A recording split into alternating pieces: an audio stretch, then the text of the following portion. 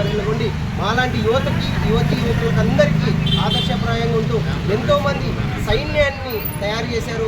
ఈరోజు భారతీయ జనతా పార్టీ ఈరోజు సామాన్య కార్యకర్తలను కూడా నాయకులుగా తయారు చేసే విధానం ఒక భారతీయ జనతా పార్టీలో ఉంది. ఈరోజు కిషన్ రెడ్డి అన్న ఆధ్వర్యంలో ఈరోజు జూబ్లీ హిల్స్ నియోజకవర్గంలో కిషన్ అన్నకు సంబంధించి ర్యాలీ జరిగింది. ఈరోజు ఈ ర్యాలీని గమనించిన మొన్న నామినేషన్ ర్యాలీని చూసినా ఒకటే ఉంది, ఈ హైదరాబాద్లో ఎంఐఎం కానీ బీఆర్ఎస్ కానీ కాంగ్రెస్ పార్టీలన్నీ ఒకే తాటి పార్టీ మాత్రమే, ఒక భారతీయ జనతా పార్టీ మాత్రమే ప్రజా సంక్షేమం కోసం దేశక్షేమం కోసం ఈరోజు కట్టుబడి ఉంది. మనందరికీ తెలుసు అయోధ్య రామ మందిర నిర్మాణం 590 సంవత్సరాల క్రితం నాటి కళ. ఈరోజు అయోధ్య రామ మందిర నిర్మాణాన్ని అతి సున్నితమైనటువంటి కాంప్లెక్స్ సెన్సిటివ్ మ్యాటర్ని ఎటువంటి విరుద్ధమైనటువంటి భావాలు లేకుండా ముస్లింలు హిందువులు సోదర సమానులు అని చెప్పేసి ఈరోజు అయోధ్య రామ మందిర నిర్మాణం కృషి కావచ్చు. అదేవిధంగా నిన్ననే మనకు శ్రీరామనవమి సందర్భంగా బాలరాముడి విగ్రహ ప్రతిష్ఠ మీద సూర్యతిలకం సంబంధించిన సూర్యకిరణాలు రావడం కావచ్చు.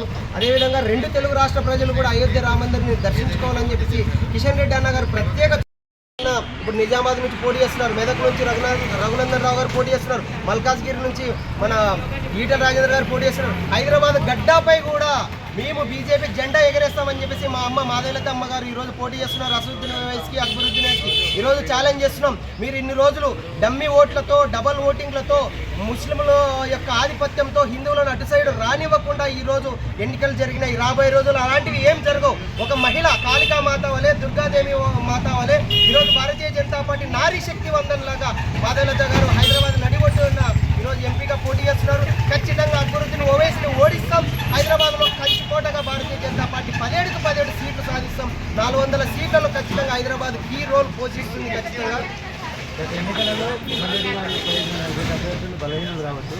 ఈసారి బలమైన అభ్యర్థులు ఉన్నారు. బీఆర్ఎస్ పార్టీ నుండి పద్మారావు గారు, కాంగ్రెస్ పార్టీ నుండి జానో నాగేందర్ గారు. వాళ్ళని ఎదుర్కొని ఆ విజయాన్ని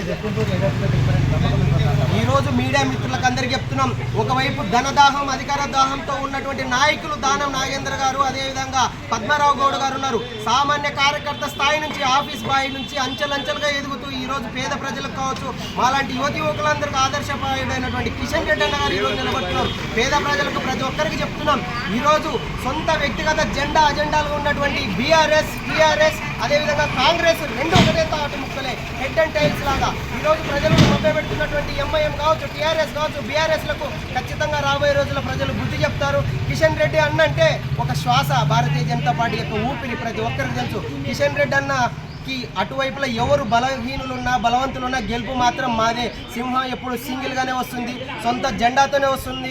ఈరోజు భారతీయ జనతా పార్టీ నరేంద్ర మోడీ గారి సారథ్యంలో ఖచ్చితంగా కిషన్ రెడ్డి అన్న గారు మళ్ళీ గెలవబోతున్నారు. కేంద్ర మంత్రివర్యులుగా మళ్ళీ వస్తున్నారు. రాబోయే రోజుల్లో ఖచ్చితంగా వచ్చే అసెంబ్లీ ఎన్నికల్లో తెలంగాణ గడ్డ మీద బీజేపీ జెండా ఖచ్చితంగా ఎగురుతుంది. రాబోయే అసెంబ్లీ ఎన్నికల్లో కూడా మీడియా ముఖంగా చెప్తున్నాం.